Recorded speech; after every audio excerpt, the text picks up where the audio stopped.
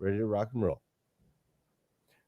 Well, look at that. Just a little bit different software. It's kind of crazy today, but I'm super excited to be back here with you. Feeling 100%. Let's go. Woke up this morning, 3:20 a.m. Went downstairs, grabbed my hashtag Morning 5 planner. I got it right this time. Grabbed my Morning 5 planner, and right there at the top, there was a quote. This was a quote that was submitted by Tim Connett. And the quote said this: obstacles are those frightful things you see when you take your eyes off of your goal. How about that, Tim, coming in this morning? Obstacles are those frightful things you see when you take your eyes off of the goal. When I read that this morning, I thought, wow, that's a strong way to get us started here this morning, Tim. And then it had me thinking, just imagine, I want you to just imagine for a second, just imagine that you're like driving down the road, right? You're driving down the highway or some road that you love. Maybe it's a windy road, maybe it's a little curvy road. You're driving down and you're driving at about, 75 miles an hour, right? 75, and it's a warm summer day. A warm summer day, which we haven't had one of those around here for a while. So when I started thinking about the warm summer day today, I was like, yes, I could use one of those, right? But you're driving on the highway or a windy road that you love on a warm summer day, 75 miles an hour. You're focused forward. You got your hand on the steering wheel. Your favorite music is playing in the tunes. I really want you to take yourself there for just a second. What's your favorite song? Who's your favorite artist? What is that music that makes you feel amazing? So you're listening to your favorite music. You're driving down the highway, 75 miles an hour on this warm summer day. Maybe you have a nice ice cold cup of water right there in the cup holder. I don't know about you, but there's something about a nice ice cold cup of water in the car. Yes, I said it. The guy who used to hate water. And you're just driving, not a care in the world. Now I want you to imagine that exact same scenario. But instead of carefree, focused on the goal, instead of carefree, you've got GPS screaming in your ear. And the GPS is screaming at you. It's saying, hey, wait a minute. There's a slight curve ahead. There's a slight curve. Watch out for the guardrail. There's a guardrail coming up. Make sure you watch out for that guardrail over there. Hey, there's a vehicle that's slower than you on the right. It's going slower than you are, 5 miles an hour slower. Hey, wait, there's rubber tires in the middle of the road. Watch out for those rubber tires. There's a semi truck. Yeah, there's a semi truck coming. There's a semi truck going up a hill in the left lane at 30 miles an hour.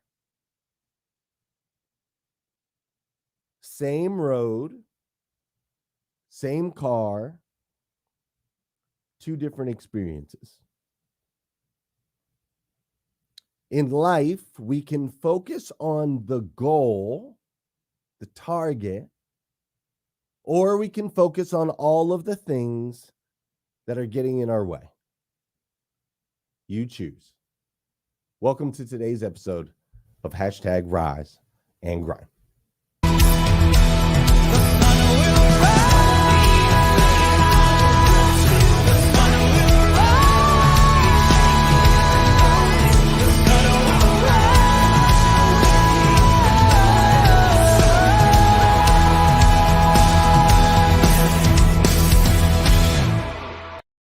Good morning. How are you, my friend?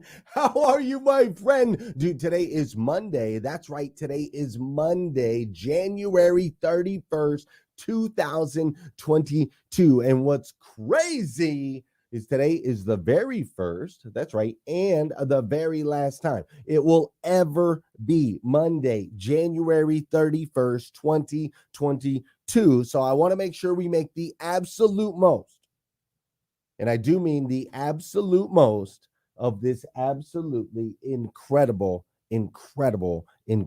day. Hey, we can't start today without saying congratulations to all of the Cincinnati Bengal fans out there around the world. Congratulations, Cincinnati Bengals going to the Super Bowl for the first time in 30 years, which is absolutely incredible. We also have to say congratulations, if there are any, I don't know, but if there's any LA Rams fans out there in the world today that are super excited to be going back to the Super Bowl for the second time in the last 5 years, we have to say congratulations to you all as well. Now, I guess we could debate back and forth which one was a better football game. I don't know. There was 2 good football games yesterday. Lots of good football in the last couple of weeks. But congratulations to those Bengals fans. Congratulations to those Rams fans. I can tell you right now, SoFi Stadium will be lit. It will be lit. You know how it is in LA. Y'all know how it goes out there in LA. When there's a Lakers game, you got Jack Nicklaus over there in the stadium. Yesterday, they were showing how Leonardo DiCaprio was there and all these other folks watching the football game. You can only imagine what it's going to be like for the actual Super Bowl. I want you to think about the dollars that are about to pour into that stadium. Think about what they're going to be able to charge for tickets when it's not only the game being played in LA, but it's LA's football team at the game. Oh my gosh. Dude, all the entire NFL, the whole commission, the whole board, every owner was like, cha-ching. Money. They are going to make a ridiculous amount of money on this particular Super Bowl. I can tell you it's going to be absolutely record-breaking. I mean, record-breaking. And I don't know if you've ever looked into the actual dollars that the NFL puts together, but it's roughly, the NFL is valued at about $76 billion.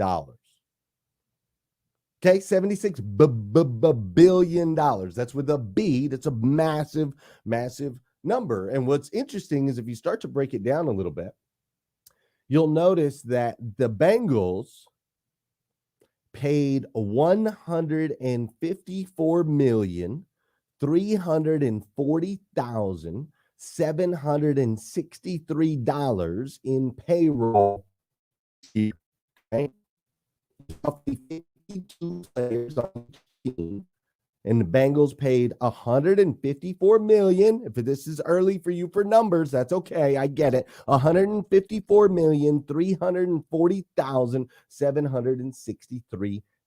Now, on the other side, the Rams actually went $14 million over their salary cap, and the Rams paid $217,372,596.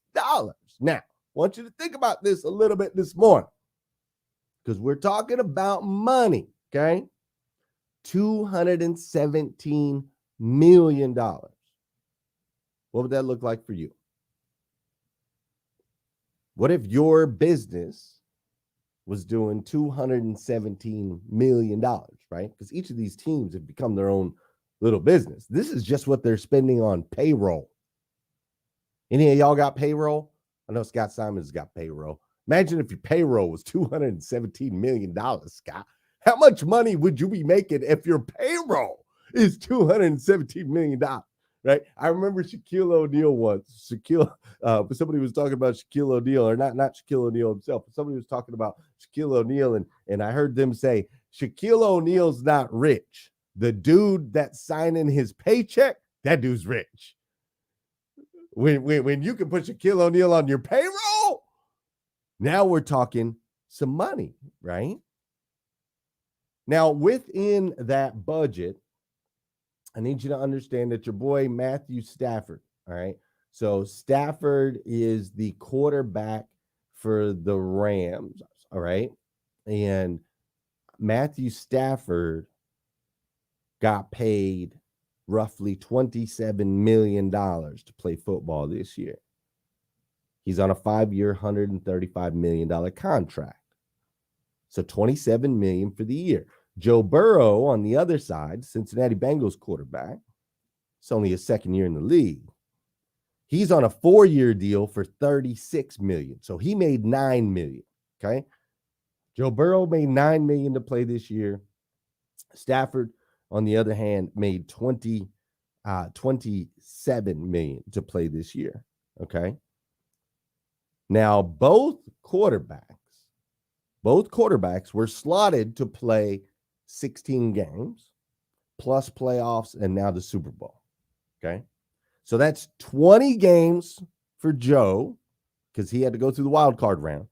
And that's 19 games for my boy Matt, right? When you break down the math on that, uh-oh, I hear a voice. Was that over on Clubhouse? We got a hot mic. I hear a voice in my ear. That's okay. So when we do the breakdown of math on that, Matt Stafford got paid $1.42 million per football game this year. Joe Burrow got paid $450,000 per football game this year. Or if you want to break it down even further, Matt Stafford got paid $405,714 per hour to play football this year. And my boy Joe got paid $128,571 per hour to play football this year. Okay.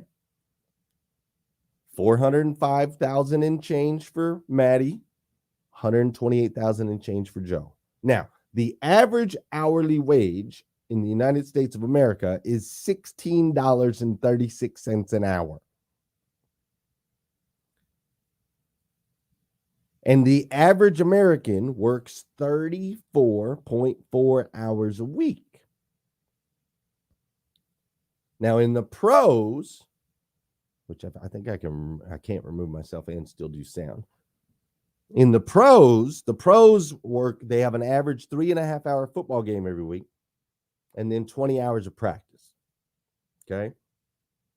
So 23.5 hours a week. I know this is a lot of math. I know it's early. Stick with me here. 23.5 hours a week for the pros that they work. 34.5 for the Joes, not Joe Burrow, but the average everyday Joes. $16 an hour for the average everyday Joe. And 8,000 times that for the football player, for the quarterback. 8,000 times more. Now, let me ask you this question. Why? Why do Joe and Matt make 8,000 times more when they work less hours? They work less hours than we do, but they make 8,000 times more than the average American. This month here on #Rise and Grind, we are going to talk about money in depth. We're also going to be this month, we have a challenge. If you have a Morning 5 planner, tomorrow morning, you're going to want to open up to your monthly calendar and you're going to scan this little QR code right here at the bottom. And when you scan that QR code, it's going to let you know what our challenge is for the month of February. And we are going to challenge you on money. We're going to challenge you on money. There's going to be things that we're going to ask you to do in the month of February. We are going to have uncomfortable conversations when it comes to the almighty dollar. And our goal is to help elevate you. Our goal is to help increase your money mindset. Our goal is that in the next 30 days, the answer that you have to that question of why will be one that serves you. Because here's the reality of the situation. The way you answered the question of why Matt Stafford and Joe Burrow get paid 8,000 times the average to work less than the average person does. The way that you answered that question of why says a whole lot more about you than you ever will know. Super excited to dive in this month. But first, let's dance, boys and girls. Let's do it. Come on now. Y'all know what to do. Stay woke. Y'all know what to do. For those of you that don't. Hashtag rise and Those of you that don't know. Hashtag rise and grind. First thing on my mind. Early in the morning. Share button. That's right. You need to hit that share button because I believe Waking up we the can change. nation. Hashtag rise That and was like grind. a Hashtag rise like and drop grind. pause. I believe if we can change the way you start your day, it'll make a massive impact on this world. I truly believe that.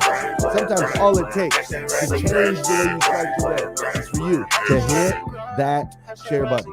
This is also the part of the show where I want to say good morning to you, and I want you to say good morning to me, whether you're watching live or you're watching on replay. Say what's up, and I'll say what's up back. Fair enough? Fair enough. Hey, how do I do that? Oh, I'm in a different place. How do I see the people that are saying good morning? Up there it is. Comments. There we go.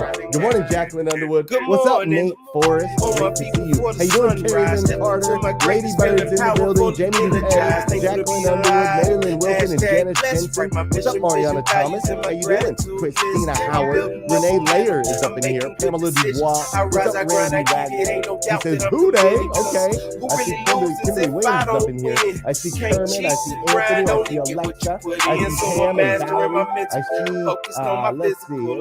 Mario is up in here. Stefan is up in here. Lady Jules and Professor Chris, Stars, Tina, Sean, Jeff, Peter, all y'all up in here on hashtag Rise and Grind. I see Dora Maria, Albert Thompson, what's up? From LinkedIn, great to see you. How you doing, Charmaine Granison? I also see Veronica Scott is in the building. AJ Anderson's up in here today. Great to see you, AJ Anderson. Listen, we have an incredible show set up for you today.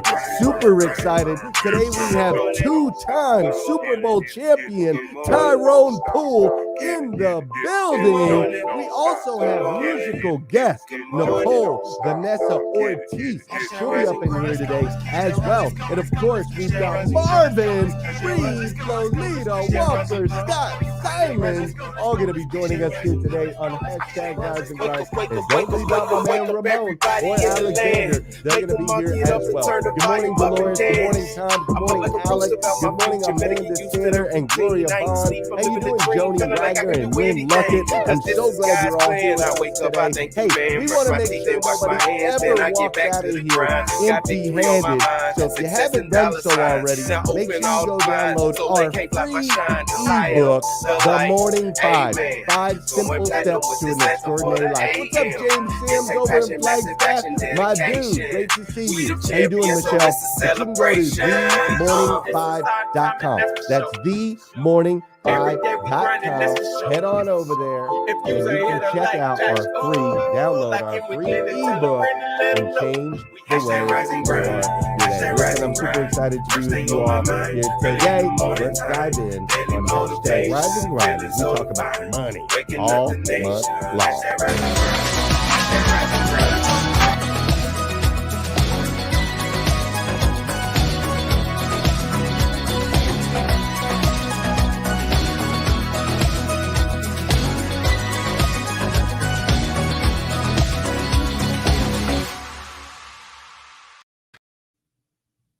This is Breakfast with Champions, Millionaire Breakfast Club, your opportunity to get a seat at the table. Check it out, man. Breakfast with Champions is everywhere nowadays. That's right. We've got the podcast. We're on places like Wisdom and Fireside. We're going to Green Room, and we've got YouTube and Facebook and Instagram and LinkedIn. Wherever you can join us, we would love for you to come get a seat at the table. Become the champion you know you are inside with Breakfast with Champions. Hey, yes. Super excited. Big show today. And welcome to the show, Scott Simons, Lolita Walker, Marvin Reid. What up? How's everybody this morning? Woo! Listen, you said money. I got my whole notebook ready. I said, well, let's talk about it. Good morning. That's what's up, Lolita. I love it. Did you watch any of those games? You watch football? I do, but Tom Brady's my man. And if he's not in it, then, or the Patriots, Okay. Hey, I feel that. The dude's the GOAT, man. One of the great, I don't want to say one of the great. He is the great of all time. If we're take emotions and feelings out of there when it comes to just straight up stats, there's nobody's ever done it better, is there? No, absolutely not. And I'm a Dolphins fan, but I'm excited. Tyrone Poole's coming on. Yes. We get to ask him, of course, about his fantastic career, but we get to ask him, is Brady retiring? Is he not retiring? Like all these reports, and now he's not retiring, and all this crazy stuff. And I can't wait to ask him. It's going to be breaking news maybe right here on Rise and Grind. So this is awesome. He's a former Pat. He's a former Patriot. I'm very aware. Super Bowl with the Patriots, right? Yeah. He's won two. Yeah. Did he win them both with the Patriots? Yes. Okay. Yep. He's a former first round draft pick too. So Marvin, do you even know what we're talking about? Marvin's over there. I absolutely do. No, I actually what game did I catch? Was it Rams and Buccaneers or something like that? Was it? Yeah. I think last week. But I was watching it in disbelief. I got to be honest. I was like, how is this actually happening? Like, because I actually thought Rams were going to lose. The way it happened, I was like, oh, this is going to be one of those big romantic endings where, do you know what I mean? They come all the way back and beat them. So I was shocked to how it actually turned out. Especially, I think, the brand of Brady. Everyone always thinks that it's going to be a romantic ending. Do you know what I mean? But I've caught some highlights. I've caught some highlights for sure. So these players are making some big money, and sometimes when we look at that, I've heard in my experience growing up, a lot of the conversations were like, it's ridiculous. These guys are overpaid. Like I used to hear that stuff a lot when I was younger. Now that I'm getting a little bit older and my money mindset is starting to shift a little bit, I see things a little bit different. Let's talk about the way that these guys get paid to show up in these particular situations, and what is your individual takes on these $27 million per year, which I believe Patrick Mahomes now has the biggest contract in NFL. He's 20. How old's Patrick now? 26, 27 years old, something like that. Got a $144 million contract to play football. Let's talk about that a little bit. I love this conversation, actually. I'm happy to jump in because my mom, she's kind of retired now. I say retired in inverted commas because she never wants to retire. She's always doing something.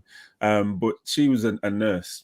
And I grew up sort of looking at this, and it's the same thing in football. It's very similar in sort of basketball as well with the level of money that's involved now. And you look at sort of, I suppose for me, looking at what my mom did, nurses, doctors, and it just kind of doesn't really sort of stack up. But at the same time, similar to yourself, Glenn, you then think, well, actually, it's about the decisions that you're making and the choices that you choose on your journey as you sort of go along on your roadmap. Do you know what I mean? And I think, yes, on one hand, you could chastise the amount of money that's involved in football, but then at the same time, everyone has the opportunity to make a decision on what they want to do and the direction they want to go in. I still want doctors and nurses to get paid more, but I think that we all have choices to make. That's the underlying thing for me. Yeah, that's true. We definitely have choices to make. And Marvin, it's interesting because I used to think the money that they made was, ridiculous amounts of money. And then I've gotten around people and I realized that there are far more people not playing professional sports that are making more money than these guys are making. Whereas when I grew up, it was literally like the only way you could ever reach those particular levels. The mindset was you had to be a star athlete, you had to be a star musician, or you had to be an actor, like a celebrity, right? And I'm realizing more and more that that's not the case. Those are three small little niche areas. There's an abundance of opportunities, like you're saying, and the choices we make to track those down, get in the right rooms, get around the right people. And so it's really interesting to me that how our minds can convince us and limit what we believe is possible for ourselves. Absolutely, Glenn. And a point I would like to make is the average NFL player, don't quote me if I'm wrong, this was a couple of years ago, made about, I think, $2-3 million. And the average career of an NFL player is 3 years. So a lot of these athletes, started playing when they were 5 years old, and they sacrificed a lot. I mean, a lot of them have been very successful, even outside. And we're going to talk to Tyrone Poole today, which has been very successful on and off the field. But, they sign that contract and say that their career is cut short. Say that $2 million they make, you take about half out for taxes, then agents, and then, they go back and maybe they had scholarships, maybe they didn't. And then that money goes pretty quick. So that's not, the average is not the 20-some million dollars a year. And some of them have spent their whole lifetime to get there. Plus these teams with the networking deal, the endorsement deal, the amount of revenue these owners and teams are making in relation to what they're paying the athletes is relative. So there's some of these organizations that are worth, $9-10 billion and then just raking in a lot of money. And it's entertainment. If you don't like what they're making and you can't, and it doesn't sit well with you, simply vote with your dollars. Don't watch it. But it's entertainment, and we can choose to spend our money on whatever entertainment we want to. I like the competition of sports. The reason why I'm very competitive in business, and I think that I've been successful, I was not a good athlete. I had a chance to go play college baseball, and I knew the chances of me making MLB was slim to none. So I chose to focus on my education, to go through and get my 4-year degree, then my master's degree, because I knew I really didn't have an opportunity to make the MLB. So I got a scholarship signed and ended up not playing because I wanted to focus on school. But what I learned on those football fields and on those baseball fields, on that basketball field, was competition, how to deal with adversity. So if your child is thinking about playing sports, obviously they may end up being a Tom Brady. But I think playing sports in youth teaches a lot of life lessons. The only suggestion I would give to parents is two. If you sign up your child for sports, don't let them quit. If they don't like what the coach or not getting playing time, don't allow them to quit, because it teaches them in life to quit if life is difficult. Number two, if your child is small, don't ask if they want to play a sport. Don't ask. Just sign them up. Just take them. They're not young. They're so young. They're not old enough to make decisions. They don't know if they're going to like basketball or football. So if they show interest, of course, but sign them up for as much as you possibly can, because the more activity and the more adversity they deal with. The other thing I like to share is, if you're critical of a coach, if you're critical of a referee, if you're critical, this was taught to me by somebody else. What is said in the front of the car is heard in the back of the car. So if you're critical and you complain about a coach, a ref, whatever, say life's not fair, your child's going to hear that. So be very careful. But I'm passionate about sports. I was not a good athlete. I didn't quit. I never quit, but I was not a very good athlete. I just wasn't blessed. I did work hard, but I figured out pretty quick I need to go into business. But I love talking about sports, obviously. Lolita, what's your take on it? Yes, thank you, Scott. Yes, there's so many life lessons. That's including leadership, that's including perseverance and all of that amazing stuff in sports. But what I really want to talk about is, what are we doing to educate these players with the money that they're making? Half of these players get out and then they're broke. because nobody's teaching them what to do, how to invest, how to move their money, what the smart things are beyond football, because football has a limited range. So you get all that money and then what? So I can't wait till Tyrone Poole comes on, because I want to ask him, what does he think about how we train our football players on leadership and those skills that you're talking about, how to think further, like we always talk to the audience about, right? That's where I am. And then let me ask you this. What sponsorship funding do you think that you should get, Scott, for the Pop-Tarts that continuously sit in the back? I'm waiting. I'm waiting on this endorsement deal, and I'm running out of Pop-Tarts. I mean, I'm rationing them out. So I need some. Glenn, man, let's make this happen. Come on, bro. I know you know all the connections. Let's make it happen. It looks like Scott learned a lot of things in sports. In the difference, one of the difference between Scott and his business success and the NFL athletes is, I don't know if you saw that little thing earlier, Scott, but it said that they had to be on a very strict diet in order to be able to get those paychecks. They have to be, I like that. Scott Tarts. We can call them Scott Tarts. I love it. I'm waiting. Hey, I love that. But no, for real, man. So many things that we can learn in sports, and there's so many things we can learn about money when we look at how our mind reacts to the paychecks that these athletes receive. And what Marvin was talking about earlier, as far as like doctors and so on and so forth, I've always said, hey man, they pay a lot of money for the top athletes in the world, right? They pay a lot to get the top Imagine if our school systems did the same. Just saying, pay the top dollars, you get top level. And if we had top level teachers out there, which nothing is teachers that are there, I'm saying top level facilities and trainings and all of the things, if we had the money to pour into teachers the way they pour into athletes, imagine the impact that can make in the next generation. With that said, I'm going to be handing it over to my man, Ramon Reid, with some good news for us right here on Rise and Grind.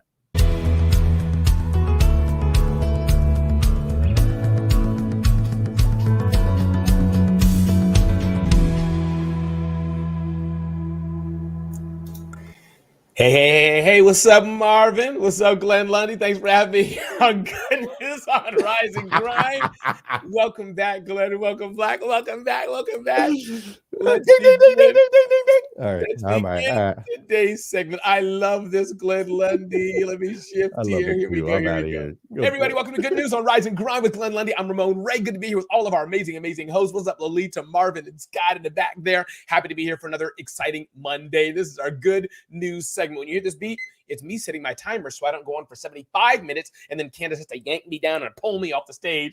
So let's begin our good news of the day. And what we try to do on these segments, and I think we're doing it, we try to inspire you, motivate you, educate you, make you laugh, make you cry, maybe in a good way, just warm your heart. 3 things we're going to touch on today: how to get a raise in 2022, how to feel more in control, and there's the podcast from the Happiness Lab. So let's see what that's all about. By the way, I'm Ramon Reid, and you can get to know me better at RamonReid.com or on IG at Ramon Reid Smart Hustle. So with that, let's dive in. How to get a raise in 2022. Many of you are working full-time jobs. In fact, if you check out the Breakfast with Champions podcast episode, look it up, by Dre Baldwin. That'll be out in the next 24 to 48 hours. He talked about how to get more money. One thing I want to touch on, this came from business experts Alexandra Carter, a great Breakfast with Champions host, David Buckmaster, and Lindsay Polak. They say these 4 things. Check this out. Negotiate based on your skills, not inflation. Don't be the first to say a number. That sounds like something in poker, Glenn Lundy or Nate Forrest. I don't know. I don't play it, but it seems like something cool like that. Don't be the first to say a number. Number 3, do due diligence in research. Understand how the game is played. Simon Sinek talks about this and others. And number 4, be prepared to secure and take another offer. So those of you who are looking for raises in 2022, you're working in traditional jobs, check out some of these tips. It could be very helpful to you. Good news tip number 3, how to feel more in control. Are you feeling a bit overwhelmed, feeling a bit frustrated, feeling a bit, I go through that from time to time. With so much going on, you may feel like you just don't know what to do. Inc. Magazine had this article and they put 4 things as well. Just pick one thing. Pick one thing. Pick one day. And you know what? give yourself a little slack, give yourself a little leeway, a little forgiveness. And number 4, sometimes you just got to take something off your to-do list. I talk about that with my wife from time to time. She's busy in the work she's doing and all that. I'm like, babe, that task list, that to-do list is long. You may need to cut it down a bit. And our last good news segment of the day, podcast, The Happiness Lab with Dr. Lore Santos. Dr. Lore Santos is a professor from Yale University who teaches psychology. And the good doctor has a relatively new podcast, I believe it is, called The Happiness Lab. We'll teach you how to be good, how to be happier in life based off information she teaches in her courses. And check this out. How to see silver linings, the good and bad of solitude, and how to keep relationships happy. Listen, this is the good news segment as I bring on Glenn Lundy and our other hosts. So glad that you guys are with us today. What's up, Glenn? What's up, Lolita? What's up, Scott? What y'all think about the good news of the day? Well, I'll jump right on in. When you said the part about be willing to accept another offer, I think that's so important because oftentimes not only don't we talk about what we do, but when someone offers it to us, sometimes our loyalty doesn't remind us that we're worth way more. So yay, Ramon, for reminding us how much we're worth. Money, money, money. Absolutely. What do you think, Scott? You know, I think that's very solid advice. I took notes and I totally agree. You know, do research on the industry that you're in. Provide value. I mean, you should provide so much value to the company that the company is almost concerned that if they don't give you growth opportunities and compensate you fairly, that you will leave. And then negotiations. Yeah. Always try not to make the first offer in negotiations. You know, so that's great advice. And I thank you for sharing. I took notes and I'll be sharing some of these with my team even later. So I love your segments and I love your real world life advice. Scott, when you share those notes, will you say, we got this from Ramon Reid on Good News, Rise and Grind? Will you attribute it, the full thing properly? Oh, absolutely. You know, I will. Absolutely. You like that, Glenn, huh? He who speaks first always loses. It was an old wise piece of data I received from a mentor of mine when I first got into the car business. And Ramon, it's so funny. I've taught that for 20 years. I've taught salespeople to present. You present your numbers, your whatever. You do your presentation, and then you sit quietly and you shut up for no matter how long it takes. And I taught this to a buddy of mine, Adam Brown, who was a big Bengals fan, actually. So congratulations to him on that. But I taught this to him when he was a new salesman. And I remember sitting in my office watching him with a customer at one point. The customer was an engineer. And he presented his numbers just like normal. And he sat. And the customer sat. And Ramon, they sat for 27 minutes. No. 27 minutes, dead silent, just a straight lockdown as this engineer is going through. He's not saying a word. Adam's like, I'm not saying nothing because it's one thing I taught him. And 27 minutes later, the customer said, okay, I'll do that, and signed it. And Adam was like, dude, I can't believe it worked. I'm like, yeah, man, you got to present and shut up no matter how awkward it is. So I love that you brought that back up and brought back up that memory of my man, Mr. Adam Brown, on his first car Absolutely. deal. And Glenn, thanks for having me here. I'm going back to production with our girl Candice and me. I'm getting off camera here so we can keep going, rise and grind. See y'all later. Well, I am so glad Ramon's out of here because we're about to replace him with something much better for us all to look at and listen to. And I love Ramon. I'm just saying. But Nicole Vanessa Ortiz is joining us here today on #Rise and Grind. And this lyrical human who has been on American Idol. She's been on BET. She's sang all around the world. I'm super excited to share her with you today. Nicole, how are you? Oh, you're on. There it is. Hi, Nicole. Oh, can you hear me now? Yes, I can hear you. How are you? Oh, fantastic. I'm great. Thank you for having me. Oh, thank you so much for being here with us today.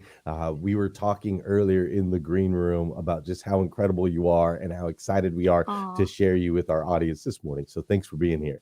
Thank you. I have to say, I'm not able to see you, but I'm not sure if that's because I'm still in the behind the green room settings. So I thought maybe I'd just throw that out there so that way I could see everybody's face. Yeah, thanks for letting us know. That's Probably because very you're on the phone, Nicole. interesting. Probably because the phone changes that. But Got we see you. you and you're great. Okay, Gotcha. great. But yeah, but we see you, and we're about to show the audience your skills with this incredible video that you shared with us. So we'll come back right after the video. And you and I'll talk a little bit more. Fair enough? Thanks. Yep. Thanks, Nicole. Thank you.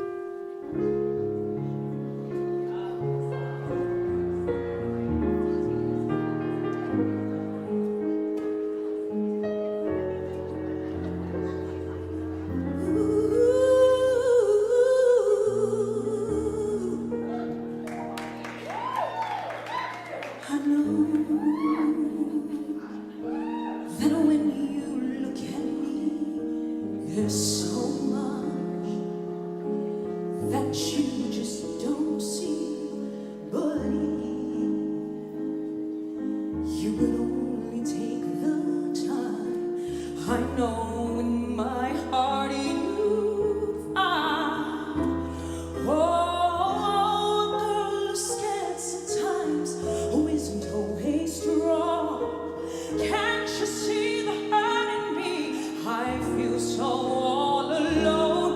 I would run to you.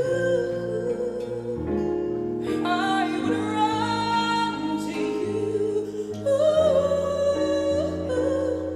Won't you hold me in your arms and keep me safe from harm? I would run to you. But if I come to you, tell me, will you stay or will you run away?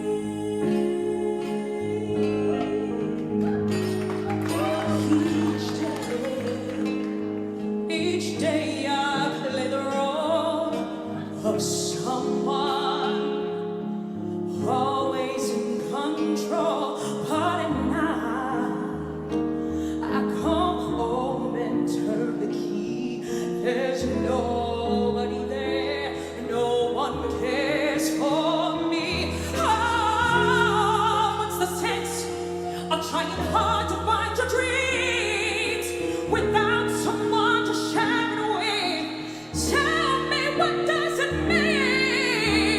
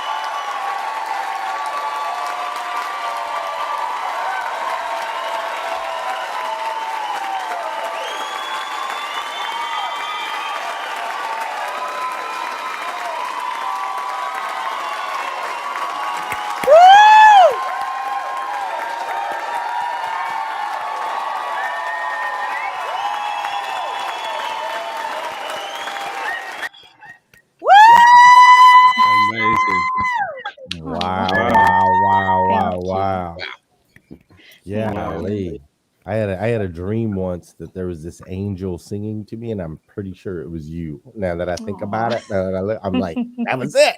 That's her Oh, right you there. guys are That so was incredible. nice. Thank you. Absolutely incredible. Listen, I'm Thank you jumping so in. much. I'm jumping in. I tried to wait. It was the awkward silence, so I had to be the one that started off. Nicole, listen, not Hi. a lot of people can take on Whitney. It's a daunting task. You started off with a bang. I was over here, girl, throwing the Patty shoes. Tears were about to come out my eyes. You crushed that right there. So here is my question to you because I'm just so excited. You're going sideways and overways, but I'm so excited that I'm just going with you. Nicole, here's my question to you is where do you go inside of you when you're able to pull all of that outside and just give it to us flawlessly? It was literally, it didn't even look like effort. It just looked like grace. So help me with where do you mentally, spiritually, emotionally go in those times?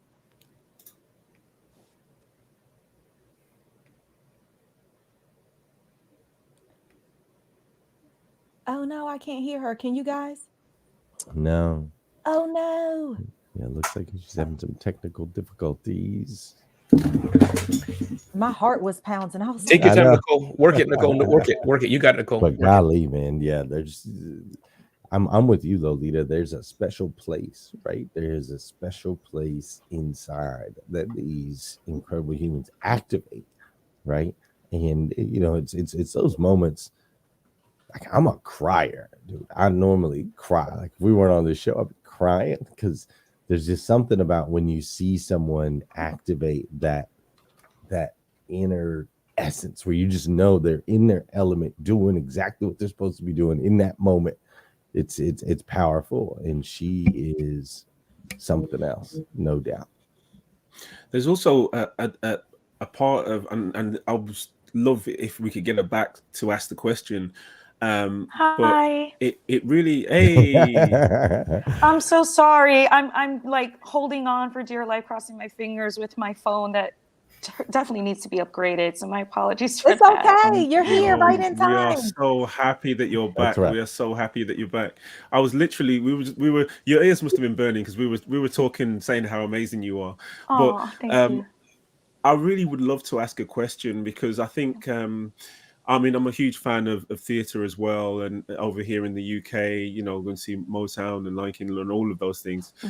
But I'm always in awe of people in theatre when I see how talented they are. Because for me, it's almost like they are so underestimated isn't the right word, but I feel like it's a secret. I want to scream and shout, and whenever I leave the theater, I'm always telling people, "Yeah, there's this person. They were amazing, and they're amazing." Because you see all these people who are huge pop stars, and their voices just aren't as good as some of the people in theater. And when you think they have to act as well as sing and everything else, I would love to ask you a question of, as someone who has done both, you absolutely just crushed Whitney. Thank you. As we saw in the video. But what do you enjoy more? Is it the I know you've been in Sister Act. Is it the theatre, or you know, is it the sort of the recording studio? Like what is your kind of preference? Personally, I would love to ask you that question. Yeah, it's a good question because it's hard to choose one out of the three that integrate with one another.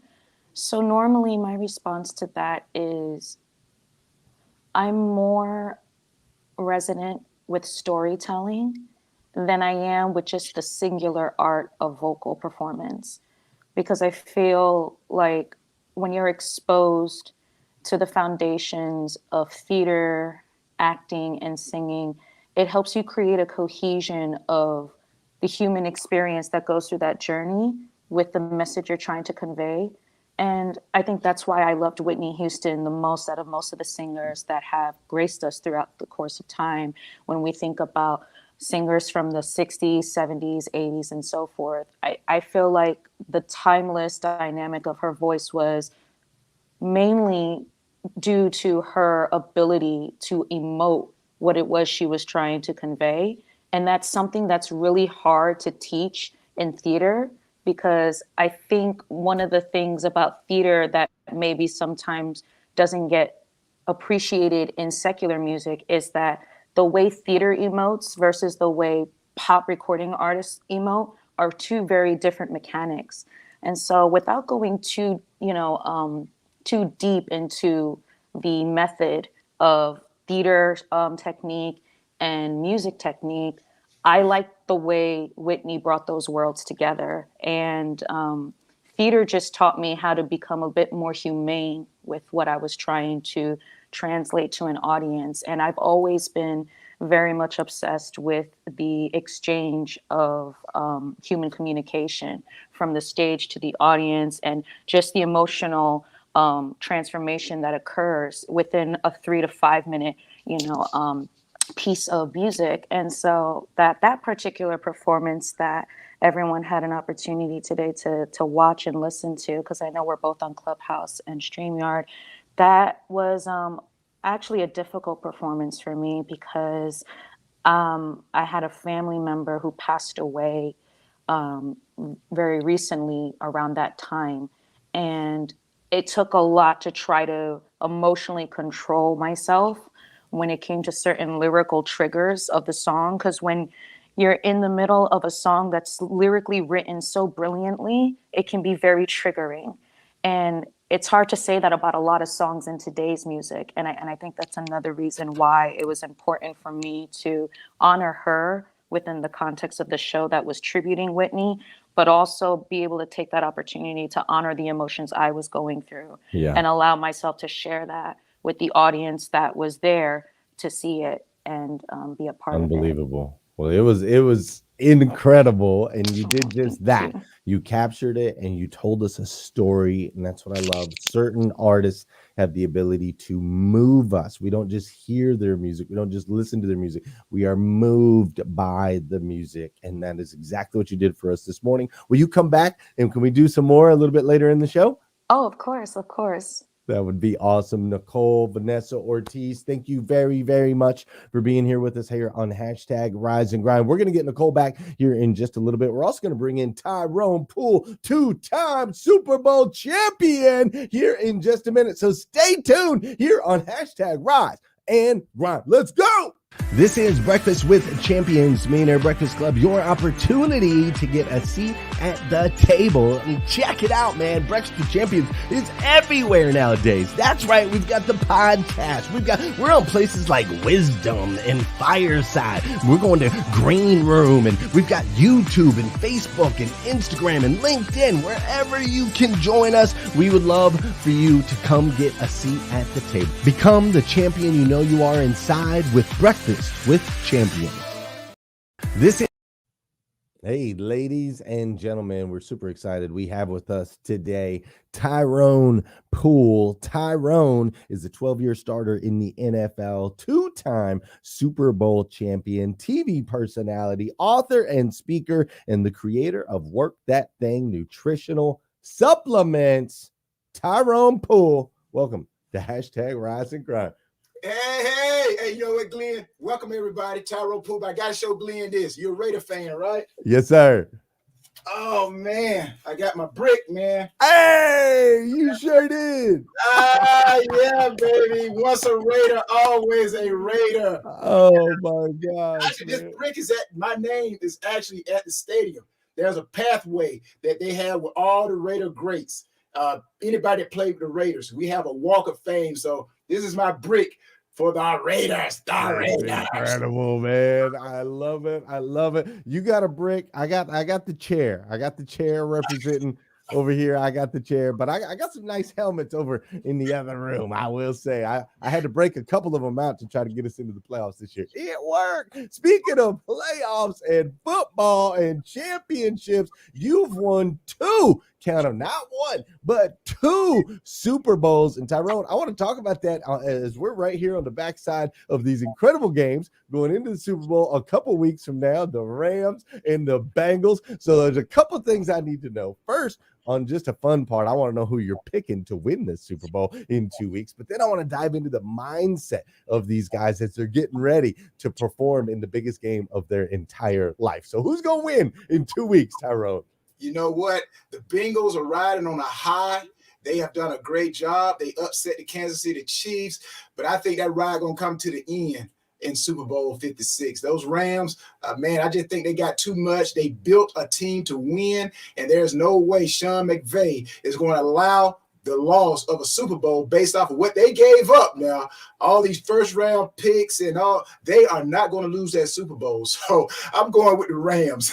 Going with the Rams. Okay, and I can see that from the player side, that's for sure. I will say that coach over there with the Bengals, man, whatever he did there in the locker room when they were down 18 points, and I mean, he is just a genius. It was like all of a sudden, literally all of a sudden, the Chiefs couldn't do nothing. They went from just moving the ball like crazy to nothing. So what's it like mentally? You're in the locker room, you're down 18 points on the big stage in front of millions of people. How is it that these champions, which is what I call them, they are now the AFC champions. How is it that these champions are able to keep their head in the game? And how can we apply that to our lives so we can learn lessons from what these champions are doing on the big screen?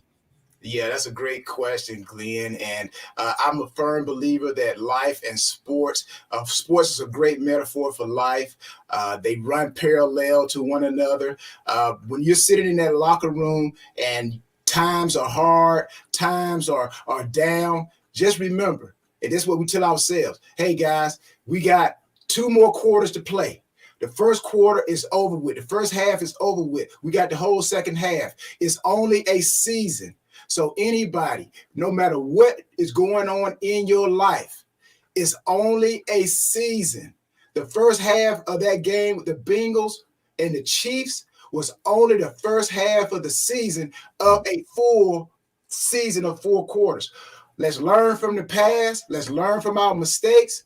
Let's remember what we did great, and let's go and tackle the rest of the spring and the summer, and let's get ourselves back on our feet. So that's what I would tell people. When they go into the locker room, that's what they're saying. They're going to look at what happened because you got to face it. This is where we messed up at. But you don't harp on it. You don't drag it with you. You cut loose. As an old saying goes, Glenn, you eat the meat and you throw away the bone. It's nutritional to you that you can take with you, and the rest of it, leave it. So it's only a season. I think that's what the Bengals did. They went in and said, hey, guys, we got the second half to play. We got another season. So let's go make it happen. And they went and made it happen, man. That's what champions do. They went and made it happen. I love it. I love it. I love it. Talk to me real quick. Mindset of a champion. Tom Brady, they're saying he may be going to go. He may be not going to go. I don't know. He might be retiring. Maybe he's not retiring. I don't know. But Tom Brady, clearly the GOAT, the greatest quarterback of all time. The stats, you can't argue with the stats. The numbers are there. Greatest of all time. 2 quick questions. The first quick question is, should he stay or should he go? Or do you even know if he's going to stay or go? Feel free to drop it on us. And the second thing is, how does an athlete like that, I mean, he's surrounded by greatness. What separates a Tom Brady mindset from maybe just the mindset of another NFL player who comes, plays 2-3 years and goes away? Because, I mean, they're all elite athletes, but what's the difference mindset from a Tom Brady versus maybe one of those other players that don't have as successful as a career? Yeah, and I know everyone, is Tom going to stay? Especially all the Bucks fans. Right. Come on back, Tom. One more year. Come on, Tom. But I think competitively, I think Tom wants to stay. I really do believe that. He's accomplished a lot. But I think from the physicality and from the family standpoint, it does take a toll. We as players, man, I'm telling you, we get up. It's a 9-to-5 job. It's not just a sport, it's a business. And we get up at 6 a.m. At least I got up at 6 a.m. To get myself situated. I'm out the door. We have to be there before meetings that start at like 8 a.m. So I'm kind of giving everybody a little insight of the professional life of an athlete playing football. But we have to get there like at 8 a.m. That's when the team meetings start. So you got an opportunity to get there as early as you want to lift weights. I think the facility usually opens up around 5 a.m. So guys that want to lift early, they can get in there and lift early. So we're there from basically, if you want to get there at 6 a.m., you're there from 6 a.m. until 4 or 5. And I say 4 or 5, technically we leave around 3 p.m.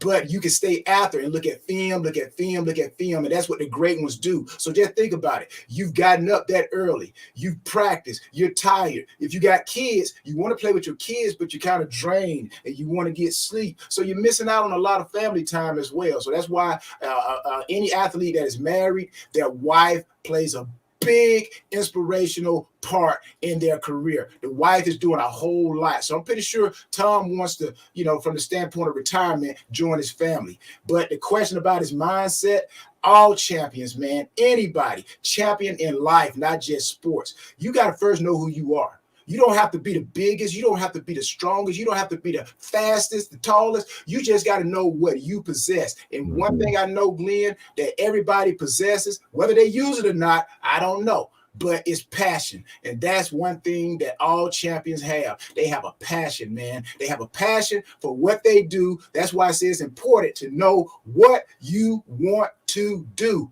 And then you go after it with passion. I don't care if it's cold outside. When it's cold outside.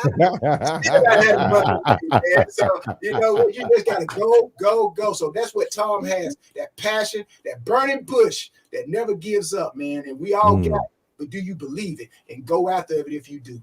I love it, Tyrone. I love it. As a prior Raider, we got to talk a little bit Raiders. The Raiders moved to Las Vegas, Nevada. We took a bunch of 21, 22-year-old kids, gave them a bunch of money and threw them in the middle of Sin City. And it showed this year. We had two get DUIs. One of them regretfully, sadly, and painfully, his life will never be the same. He took the life of another. We have people flashing guns on TikTok and all of these things. Here's my question, so it can apply to everyone.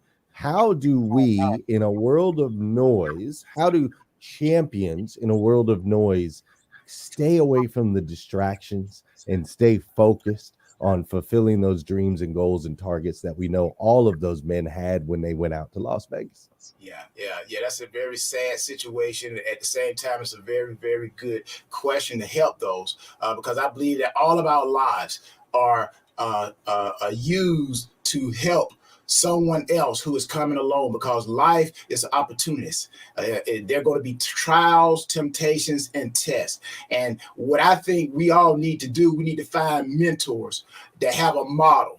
And the thing about greatness, when you become great, when you take a young kid who really never had too much and then you give them all of this at one time, they start to believe too much in themselves. They start to think too high of themselves. And then they start thinking that they are above the law. They're really not thinking too much. But I think to me, whether it's life or sports, you got to have a mentor who can give you a model to follow. All these great players that are playing now, guess what? There were great players that played before you. If I'm a wide receiver, I'm going to try to get in touch with the great Jerry Rice. I'm going to try to get in touch with Chris Carter. I'm going to try to get in touch with whoever that has come before me, that has cut the path. That's why a model, not only just a mentor, but a model that they have laid down. Let me hook up with that guy. But I think the biggest problem in the world today is people start to believe too much in themselves and they are doing things that they have no idea what's waiting on the other side. They see all of the good success, all of the fame and money, but guess what? Burdens and trials, or should they say burdens and blessings, live on the same street. So yes, you see the blessing, but believe me, my friend, there are some burdens that come with being successful. And if you don't have the right mentor, somebody who can snatch you up by the collar, they can't do that these days. Back in the day, I could go out playing football, man. If you messed up, even your neighbor could get into your behind. But now, like the kids, basically, They telling the parents what to do. And that's the mentor, the model you should be following. But again, these great athletes, great people, I think we need to have better mentors. We have mentors out there. We just got to go reach them and then watch them. Why reinvent the wheel, man? I'm like, if you drink and you drive, it's trouble. Right. That's what I would say, Glenn. Tyrone, follow the model. With you, man. I'm with you. And I think maybe going in, they knew they had to have some sort of a mentor program, but I don't think they knew exactly what they was up against in that city, because that city's wild, boy. That is a wild place. But hey, the rest of the crew is here, Tyrone. They want to get at you. They want to ask some questions as well. And so I'm going to hand it over to Lolita. Lolita's going to be popping in here, and then we'll keep on rocking and rolling. Tyrone, thank you so much for being here. This is fun. Hey, Tyrone. Good to see you again. Hey, Lolita, how you doing? Doing great, doing great. Listen, everybody wants in for this discussion right here, so I'm just going to get right to it. Tyrone, we have been talking about money all morning long. I want to know what training, if you were to be writing it in, what training would you give to athletes so that when they retire from the game, they can keep their money, right? That's what I want to know.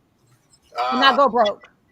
Yeah, really, I don't even think there's a book really that you can follow to a point because everybody's experiences are different. The principle is the same. It's money, but everybody's experience is different. My experience was different. I was a first generation of wealth, so to speak. I was the first generation of someone that went to college. So really, I'm the one getting the bloody nose. People would come to me, family members, Tyrone, laying that, oh man, my cable just got turned off. We have no food. Can you pay this? So from your heart, you're like, that's your family. You're like, I'm gonna do it. I'm gonna do it.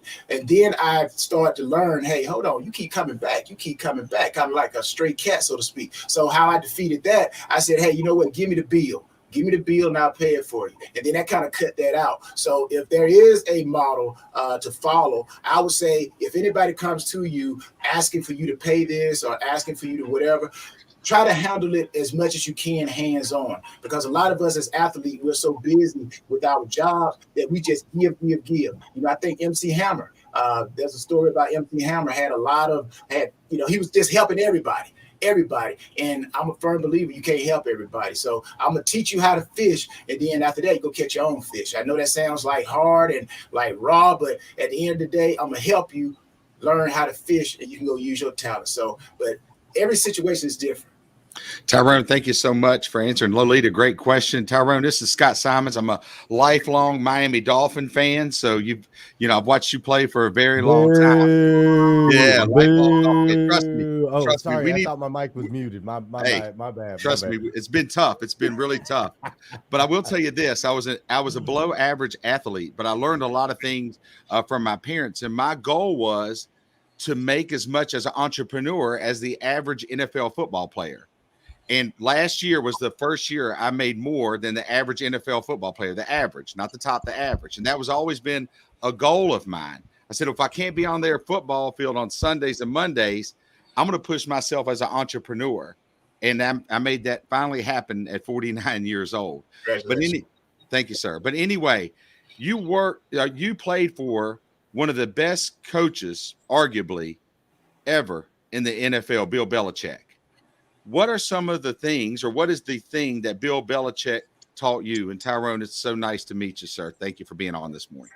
Thank you, Scott. And again, congratulations on your entrepreneurship. We all have entrepreneurship in us, and I'm just glad to hear your success. But what I learned from Bill Belichick, three letters, an acronym, SOOT. If you want to be successful, not only as a team, sports team, or just in life in itself, you have to understand SOOT, S-U-T. Everybody has to speak the same language, understand the same way, and think the same way. No matter where you come from, we all have to pull in the same direction. And how do you pull in the same direction? You speak, you understand, and you think. So if you ever looked at any of the Patriots, anybody that got up on that podium to speak, to say anything about that organization, whether it was Belichick, it was a player, they pretty much all spoke alike. They're not going to give you a lot of information. They're going to make it quick, and then they're going to get out of there. So that's what I would say, Scott, just what I've learned in that organization. 5 people, know what you want to do first. And Bill Belichick knew what he wanted to do, and he knew how to do it. He had a system, kind of like a la Nick Saban at Alabama. They got a system, and that thing is working, man. So it's a machine that basically will work regardless who's there. So again, speak the same language, understand the same thing, and think the same way. To me, that's the key to sports and success in life. I love that analogy. I want to jump straight in. Look, Tyrone, it's a pleasure to meet you. I know we've met briefly on Clubhouse before, but I love your analogy of the idea that sports is a direct metaphor for life. I agree with you on that. I think there's so many comparisons in there.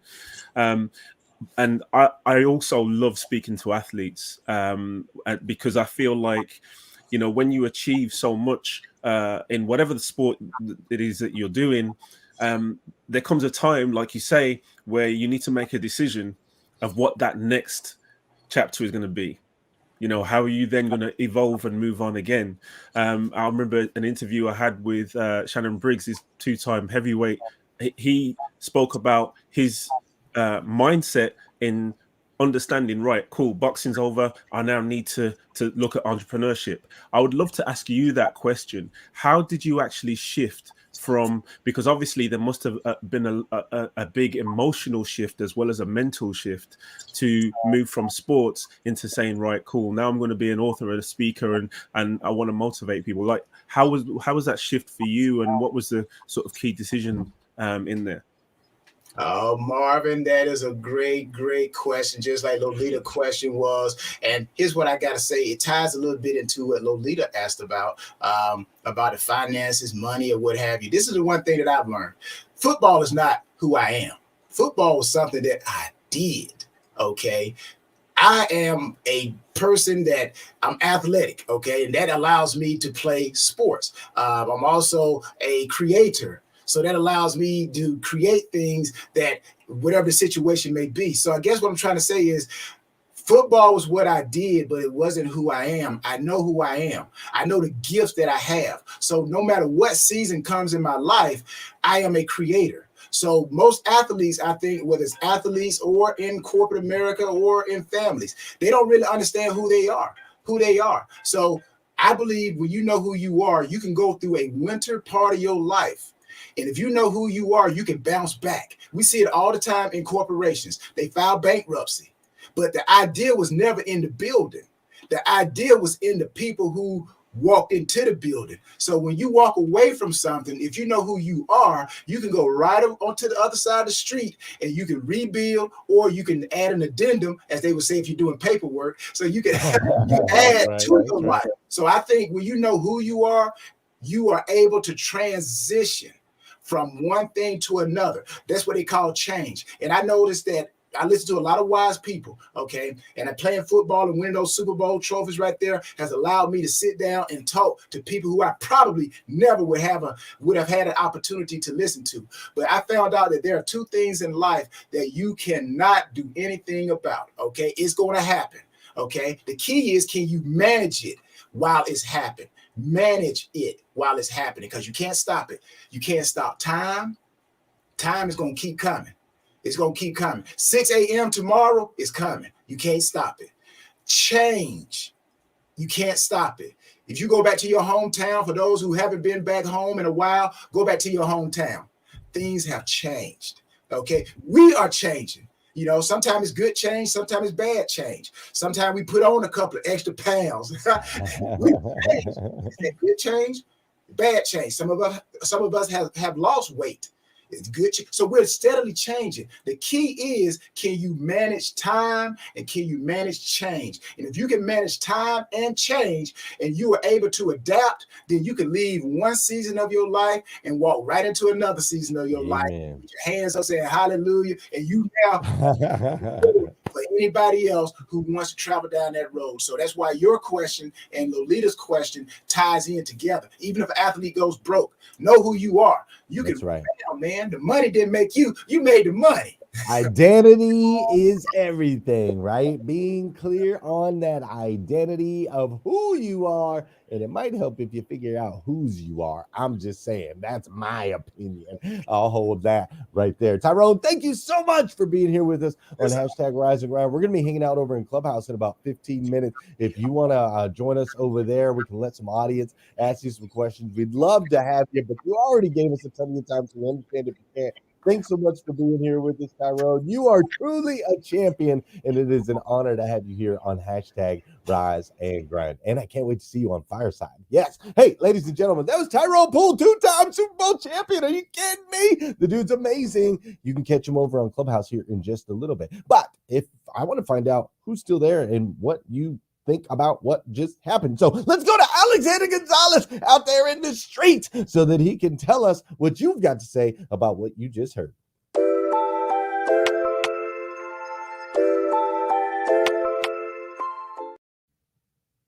Hi. I was like, Alexander looks different because all of a sudden it was me. I'm like, I'm like, I don't see my face. Am I supposed to go? All right, guys, my name is Alexander Gonzalez, not the fat dad across socials, and I'm here letting you know what's happening on the social media streets. Lynn Luckett says, yes, Tyrone, passion and purpose is key for success. Linda Julian coming in hot with first, know who you are. All champions have a passion. Shannon Whittington says, don't drag your messes with you. Eat the meat, throw away the bone. I had never heard that. And when you said that, Tyrone, I was like, wow, that was amazing. And then Christina Howard, our powerful Christina Howard, always saying, have a mentor that will give you a model to follow, not just a mentor, but a model, quoting Tyrone. Dora Maria says, preach, Tyrone. Burdens and blessings are on the same block. And Mary Lynn Wilkins said, as a single mom, coaches were some of the best mentors for her son. Amid Jones says, without passion, there is no drive. And people are loving what Mr. Tyrone, 2-time Super Bowl champion, right here in the midst of Super Bowl season, has to say about both being a player and an athlete and also being an entrepreneur, man or woman. Over to you, team. Yes, love that, Alexander. Thanks for always keeping the digital streets in contact and connected with us. We know you're running out to the physical streets to go get those kiddos to school right now. And so thanks for being here with us. You look amazing, Alexander. And we're so grateful to have you here with us on hashtag Rise and Grind, my man.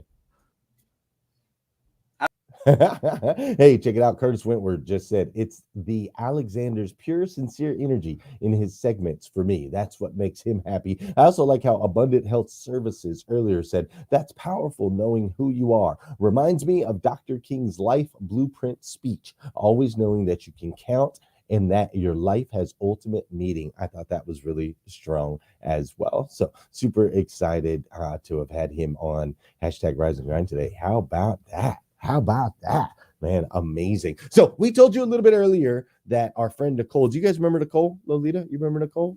Yeah. How can we forget that voice? Yeah.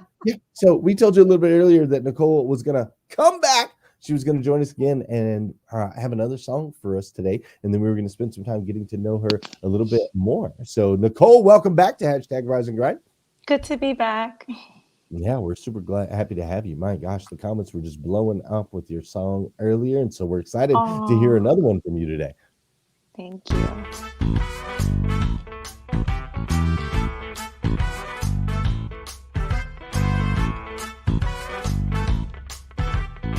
I've been hearing shut up and sit down since the first grade at St. Mary's. 12 whole years of those nasty old nuns saying what I can't be. Then producers, promoters, club owners, the jive never varies. I'm too this, I'm too that, I'm too much, I'm not quite. I'm too loud, too demanding, too wrong, too not right. Well, too bad if they think I should go out of sight. Honey, open your eyes, let me show you the light. Goodbye, Curtis Jackson. I don't need your club, I don't need your blue fur. and I don't need you. Look at my style, could it be more glam? Look at my look, can you say hot damn? Look, and at once you know what I am. Me, I'm fabulous, baby. Look at my moves, don't they blow your mind? Drama and talent and sex combined. Hell, you can tell even if you're blind. See, I'm fabulous, baby. I'm meant to be where the spotlight shines. Born to be on display. Built to be dressed to the 99s. And ready to stand and say, hey, look at me. Can't you see I'm fabulous, baby? Look right here. Ain't it clear where I'm heading to? And look at the time, honey, I can't stay. Look while you can, cause I'm on my way. Me, I'm fabulous, baby. I've got fabulous things to do.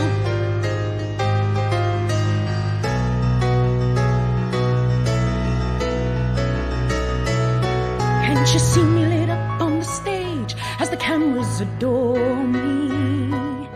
Can't you see me out walking the carpets or doing TV? Can't you see all my millions of fans screaming desperately for me?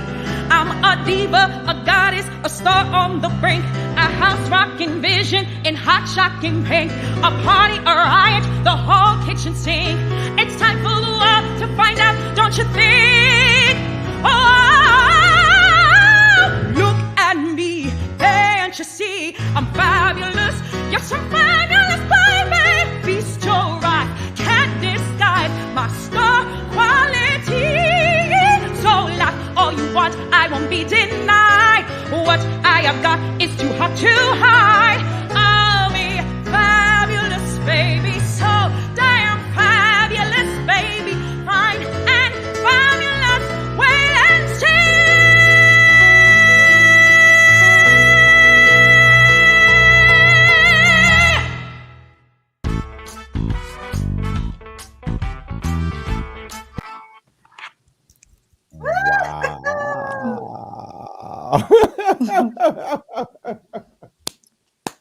I have that video now. I can go back and watch that whenever I want.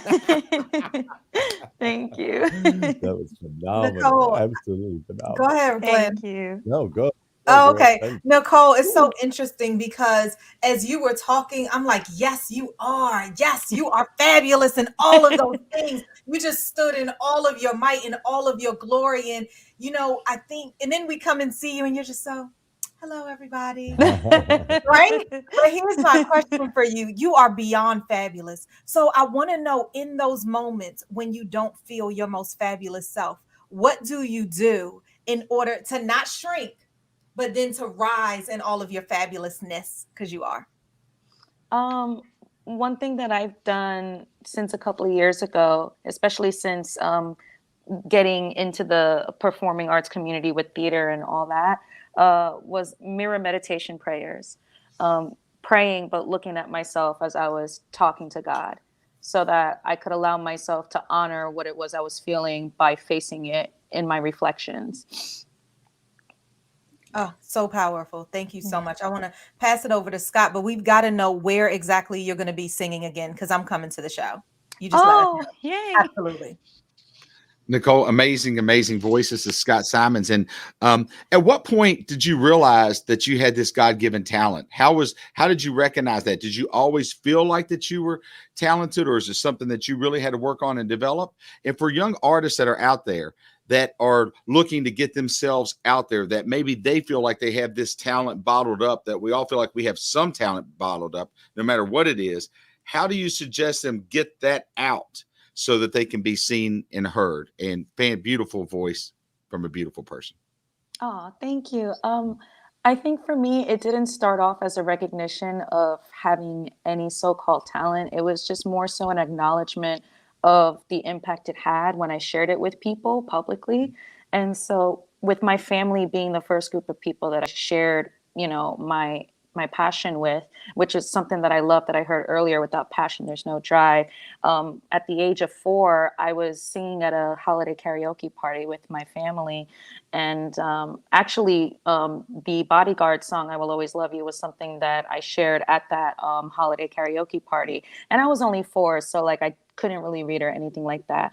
But fast forward, when I realized the kind of emotional response it garnered from just people in my family, I think I was more interested in having that kind of relationship with people when it came to music. So it was more so about my interest in the relationship that music developed when I was with a group of people, more so than identifying, oh, I'm talented, because I don't think at that young of an age I was able to articulate it as such. And because I grew up in a musical family, you know, my father and my grandmother and my aunt, they were all rock and blues singers. So I sort of just was brought up with music in both my family and in school as well.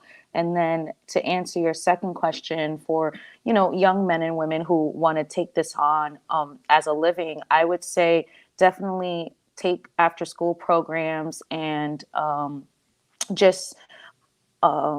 say after school programs, and make it known to their parents that it's a activity they want to take seriously, because I do feel a little bit saddened that there's not enough art programs in the communities. But for the ones that are available, really put yourself out there to figure out how to get into a class, an after school program, or sometimes just simply doing it for the joy of it. Sometimes if we lose our joy for the arts, then, you know, we start getting distracted by other reasons why we think we should aspire to become a singer or an artist or a dancer. Make sure your why is stronger than the superficiality that distracts everything from making pure art. So that's what I would inspire young people to do.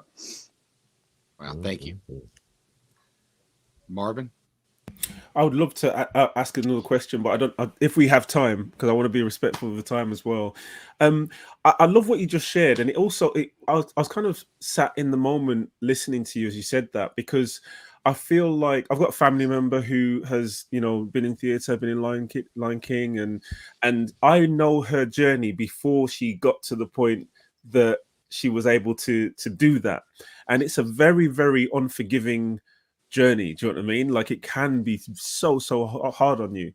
And so in addition to what you're recommending with sort of after school programs for, you know, if you have someone who wants to pursue that journey, would you also recommend sort of mindset training or anything around that side of things? Because I think a lot of people don't make it, and what happens to them, not just physically, but also mentally, when they don't make it, can be crushing, I feel.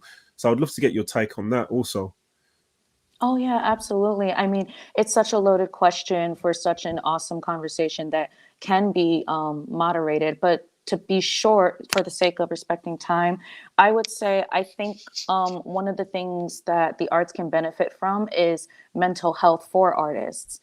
At an early stage in the development of an artist's craft, because a lot of times when we use our art in comparison to how it's commercialized in the media, again, we have that superficiality distract us from the pure motive of what art is supposed to be used for. And so when we have children being affected by how media somewhat artificially glamorizes and commercializes the idea of sharing and creating art, later down the line, it can become discouraging because they have these built up false expectations of what the experience of an artist should be.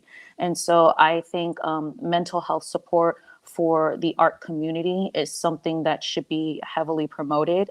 It doesn't get talked about enough. It does get talked about seldomly, which is good to see because it means the needle is moving. But I think we could be a little bit more aggressive with mental health support for artists on the rise and for people who are interested in using their art to make a living.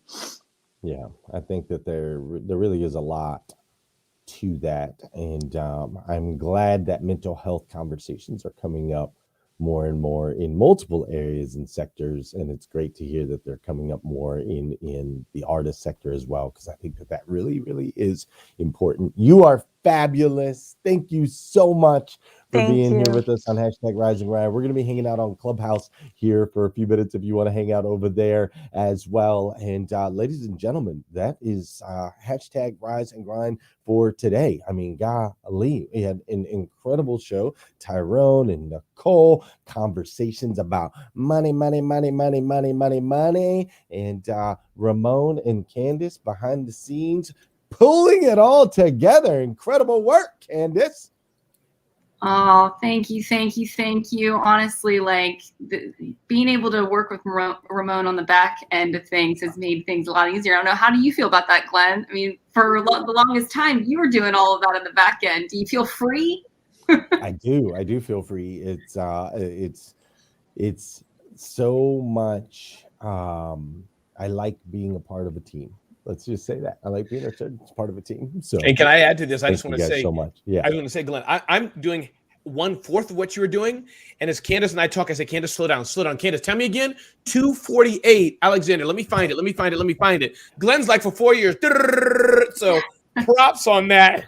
Oh, yeah, I mean, Glenn took 2 naps during the show. You know, I mean, I saw him a couple times take Glenn off camera, and he had to jump up. I mean, he's kind of bored. He's used to doing all these things, but fantastic job, team. Fantastic show. I hope everybody had as much fun as we did today, and I appreciate each and every one of you. Marvin, great to see you back, brother. We missed you. That's right. Yeah. Yes, we missed you, it's Marvin. great to be back, man. It's great to be back. Hopefully my energy picks up day to day. But yeah, no, it's fantastic to be here with you guys again. You know, it's the Brady Bunch shot for me all the time. Now, we always miss our friend Alexander, but his energy is right here because he leaves enough for us to just come on in with. But it's the Brady Bunch shot for me. I forget who coined that. It was a couple days ago, but this is it right here. I love it. Yeah, love it as well. I think it's incredible. For those of you that are tuning in, if you haven't already, please hit that share button. Go ahead and introduce some other folks to hashtag Rise and Grind. We would greatly appreciate it. We're going to go hang out over on Clubhouse for a little while and talk about money and Tyrone and Nicole and the other things from here on the show. So if you haven't downloaded the Clubhouse app yet, you're going to want to go download that app, look for the Breakfast with Champions room, and we'll see you over there. Have a great day.